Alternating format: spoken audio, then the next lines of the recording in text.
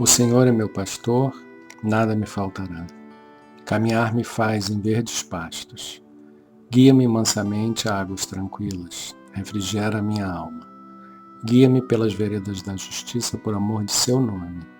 Ainda que eu caminhasse pelo vale das sombras da morte, eu não temeria mal algum, porque tu estás comigo. A tua vara e o teu cajado me consolam. Preparas uma mesa perante mim, na presença dos meus inimigos. Unges a minha cabeça com óleo, o meu cálice transborda. Certamente que a bondade e a misericórdia me seguirão todos os dias de minha vida. E eu habitarei na casa do Senhor por longos dias. O Senhor é meu pastor, nada me faltará. Senhor Jesus, permanente inspiração de nossos caminhos, abre-nos, por misericórdia, como sempre, as portas excelsas da tua providência incomensurável. Doador da vida, acorda-nos a consciência para semearmos ressurreição nos vales sombrios da morte. Distribuidor do sumo do bem, ajuda-nos a combater o mal com as armas do Espírito. Príncipe da paz, não nos deixais indiferentes à discórdia que vergasta o coração de nossos companheiros sofredores. Mestre da sabedoria, afugenta para longe de nós a sensação de cansaço à frente dos serviços que devemos prestar aos nossos irmãos ignorantes. Emissário do amor divino, não nos concedas paz enquanto não vencermos os monstros da guerra e do ódio, cooperando contigo em tua augusta obra terrestre. Pastor da luz imortal, fortalece-nos para que nunca nos intimidemos perante as angústias e desesperos das trevas. Distribuidor da riqueza infinita, supre-nos as mãos com teus recursos ilimitados, para que sejamos úteis a todos os seres do caminho, que ainda se sentem minguados de teus dons imperecíveis. Embaixador angélico, não nos abandones ao desejo de repousar indevidamente e converte-nos em teus servidores humildes, onde estivermos. Mensageiro da Boa Nova, não permitas que nossos ouvidos adormeçam ao coro dos soluços dos que clamam por socorro nos círculos do sofrimento. Companheiro da eternidade, abençoa-nos as responsabilidades e deveres. Não nos relegues à imperfeição de que ainda somos portadores. Dá-nos, amado Jesus, o favor de servir-te e que o Supremo Senhor do Universo te glorifique para sempre. Assim seja. Pai nosso que estás no céu, santificado seja o vosso nome. Venha a nós o vosso reino. Seja feita a vossa vontade, assim na terra como no céu. O pão nosso de cada dia nos dai hoje. Perdoai as nossas ofensas, assim como nós perdoamos a quem nos tem ofendido. Não nos deixeis cair em tentação e livrai-nos do mal. Amém. Ave Maria, cheia de graça, o Senhor é convosco. Bendita sois vós entre as mulheres. Bendito é o fruto de vosso ventre, Jesus. Santa Maria, Mãe de Jesus, rogai por nós, pecadores, agora e na hora de nossa morte. Amém. Saudamos a Trindade Divina, Pai, Espírito Santo e Espaço Virgem. Saudamos o Cristo, Filho unigênito do Pai. Saudamos o amor divino, força que cria, mantém e renova todo o universo. Pedimos, Pai, por todos os seus filhos que vivem neste planeta, encarnados e desencarnados. Pedimos pela paz no mundo, entre povos e nações. Pedimos pelos mais necessitados, que o seu amor possa atender às suas necessidades. Pedimos pelas crianças do mundo e, em especial, por aquelas que não têm um lar para morar e uma família para amar e serem amadas. Pedimos por todos que ajudam a Creche Santa Clara e os programas sociais da CFA. Da sabedoria do Evangelho de Torres Pastorino, o Pão da Vida, parte 1 do cenário. João, capítulo 6, versículos 22 a 25. No dia seguinte, a multidão que permanecera no outro lado do mar viu que ali não havia senão um barquinho e que Jesus não entrara nele com seus discípulos, mas que estes tinham partido sós. Chegaram, todavia, outros barquinhos de Tiberíades, perto do lugar em que tinham comido o pão, depois do Senhor haver dado graças. Quando, pois, a multidão viu que Jesus não estava ali, nem seus discípulos, entraram nesses barcos e foram a Cafarnaum, à procura de Jesus. E tendo-o encontrado no outro lado do mar, perguntaram-lhes: Rabi, quando chegaste aqui? Começa aqui a lição teórica que Jesus dá após a lição prática da multiplicação dos pães. Dividimos-la em 5 partes. Os 3 primeiros versículos deste longo trecho de João, que se segue imediatamente à multiplicação de pães e de peixes, são um tanto confusos estilisticamente, mas, uma vez explicados, o sentido torna-se claro. A multidão que acorrera a Betsaída Júlias e vira o extraordinário fato e que ainda se achava insistentemente do outro lado do mar, tinha observado que só havia na praia um barco. Observara, além disso, que os discípulos haviam regressado nesse barco sozinhos. Portanto, Jesus lá ficara, sem a menor dúvida. E eles, uma minoria entusiástica, continuaram esperando por ele e procurando até o dia seguinte. No entanto, nesse segundo dia, haviam chegado a Betsaída Júlias, provenientes de Tiberíades, outros barcos. Esses barcos que lá chegaram no dia seguinte foram aproveitados para a travessia por aqueles que lá haviam ficado e que já tinham desistido de encontrar Jesus naquelas bandas. Evidentemente, não eram os 5.000, apenas alguns, os mais entusiastas.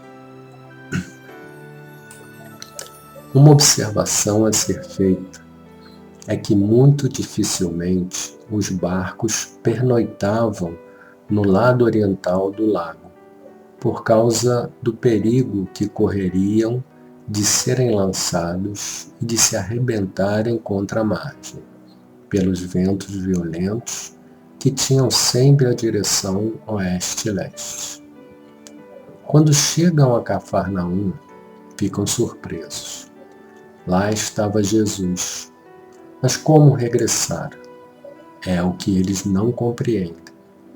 E então, no invés de perguntar como, indagam quando lá chegou.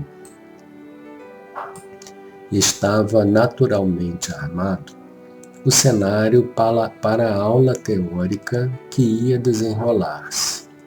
Lá se achavam os 12, mais os discípulos que costumavam acompanhá-lo de perto. E lá acabavam de chegar os mais sequiosos ouvintes, que haviam aproveitado da multiplicação dos pães e que não tinham desistido de ir em busca de mais alguma coisa, após o esforço penoso de uma noite passada no deserto à sua procura e de uma travessia em busca do taumaturgo. Era de presumir-se que todos estivessem amadurecidos para ouvir as grandes verdades. Assim o demonstravam exteriormente, que mereciam um ensinamento de sabedoria acima do plano vulgar. Jesus resolveu dá-lo, para ver se algum deles chegava a percebê-lo. No final, mais uma vez se decepcionará. Que podemos nós esperar? Resultados melhores do que os que obteve Jesus? Daí a sabedoria oriental ensinar que se deve agir sem cogitar dos frutos da ação.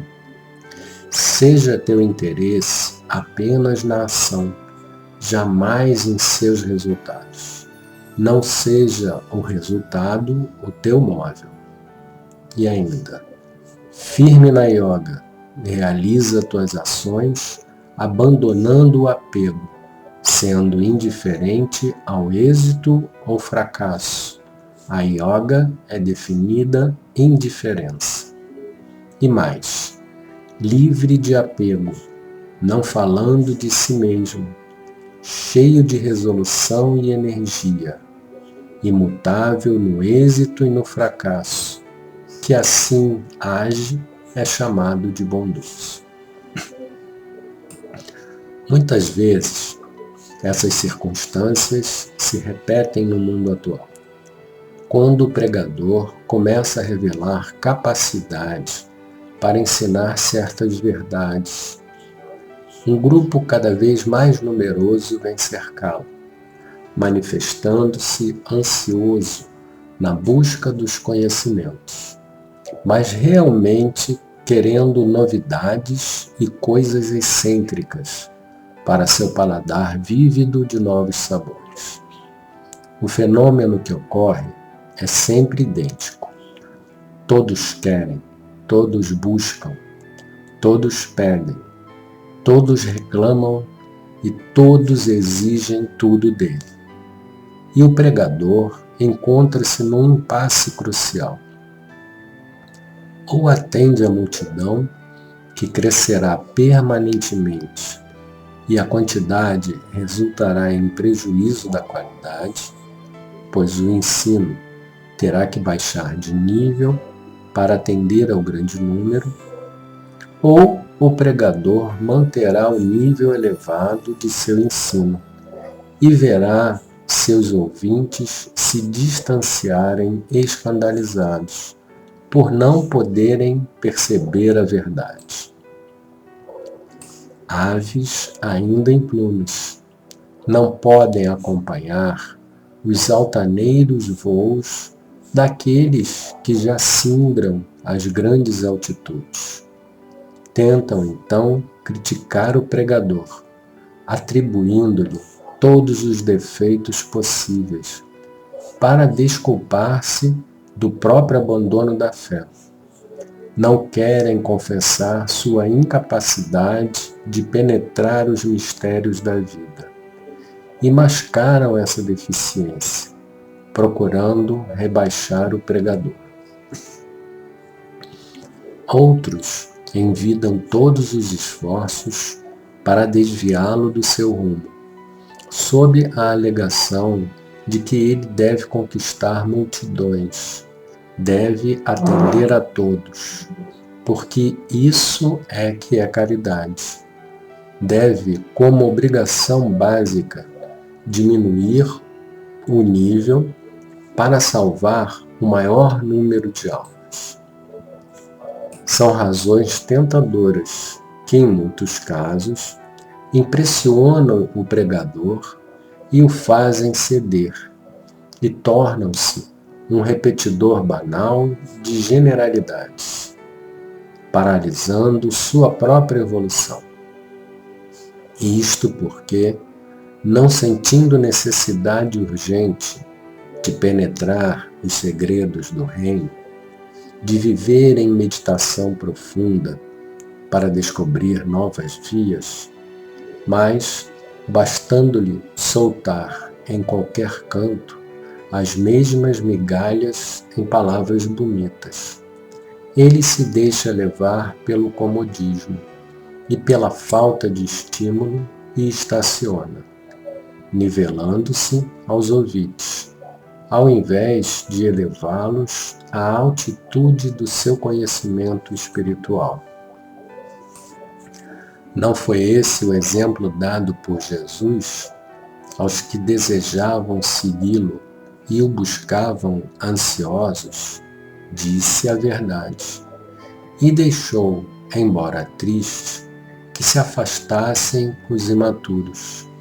Permitiu que os próprios discípulos se escandalizassem e o abandonassem, mas não traiu o ensino, e ainda indagou de seus próprios escolhidos para emissários especiais se também não queriam retirar-se.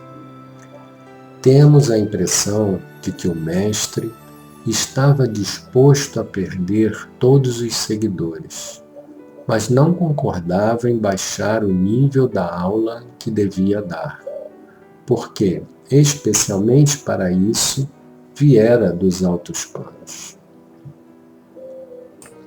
As verdades comuns já tinham sido ditas por numerosos outros enviados do Pai, por criaturas de grande elevação moral e espiritual.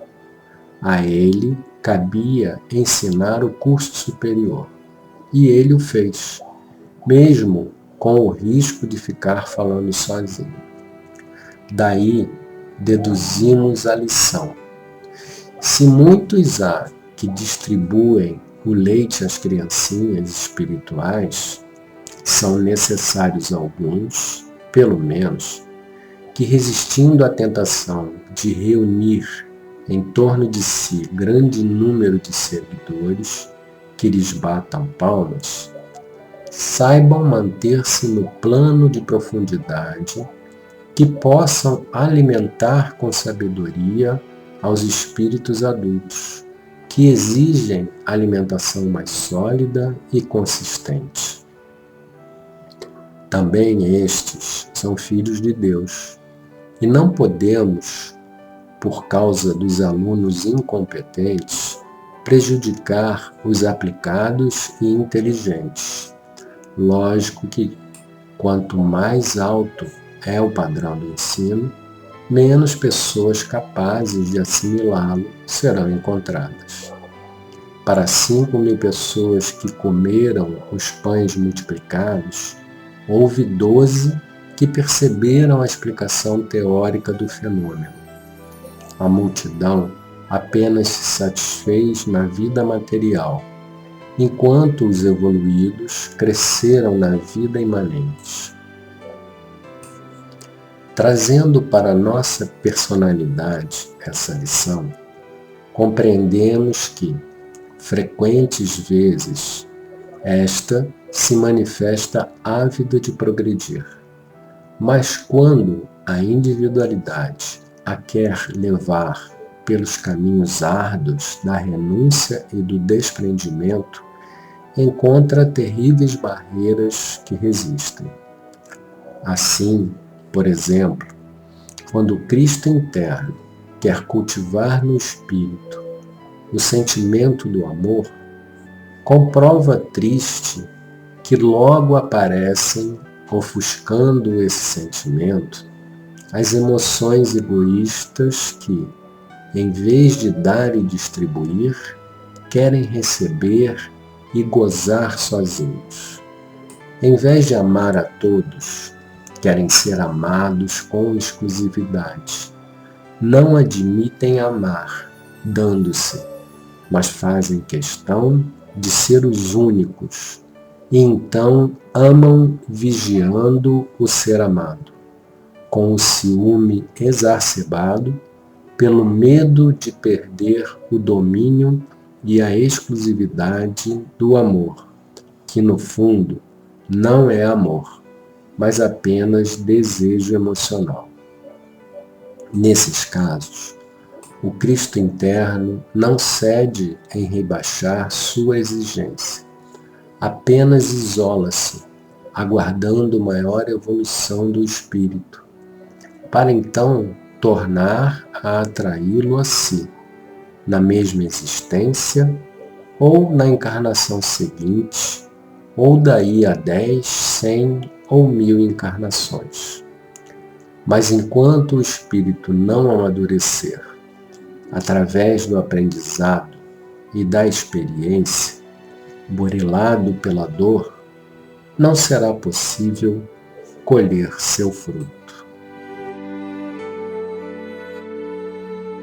Esse trecho do Evangelho nos mostra a característica humana de buscar nos ensinamentos espirituais deixados por Jesus algo que confirme nossos desejos humanos. E nessa busca cega, perdemos a essência, as verdades do conhecimento transmitido. O comportamento que na maioria das vezes acontece é que todos pedem, reclamam e exigem que suas vontades sejam atendidas, pois entendem que é para isso que o contato com as verdades espirituais serve, para atender suas vontades imediatas, em prejuízo do conhecimento que pode nos libertar. Como não conseguem e não querem entender, e principalmente aceitar o ensino que está sendo dado, acusam aquele que está transmitindo a mensagem, dizendo que ele não é capaz de fazê-los entender. Mas, como explica Pastorino, isso não deve fazer com que a postura de quem transmite o ensino seja alterada, mesmo que a maioria dos ouvintes se afaste ao perceberem que seus desejos mundanos não estão sendo atendidos, pois ainda não têm maturidade para aproveitar esses momentos de transmissão do conhecimento. Por fim, é necessário que mudemos a nossa forma de agir, prestando mais atenção e tentando aprender o ensinamento que está sendo transmitido, em vez de colocarmos toda a nossa atenção nos nossos desejos. Devemos tirar o foco da nossa personalidade e colocá-lo totalmente nas verdades que são transmitidas pelo Cristo.